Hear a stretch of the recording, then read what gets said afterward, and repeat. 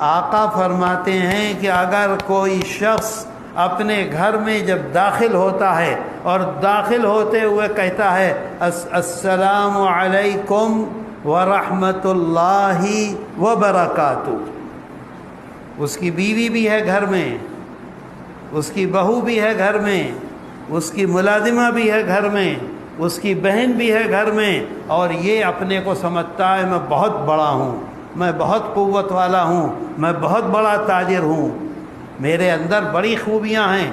سلام کرتا ہے۔ سلام کرنا آسان کام نہیں ہے ملازمہ کو،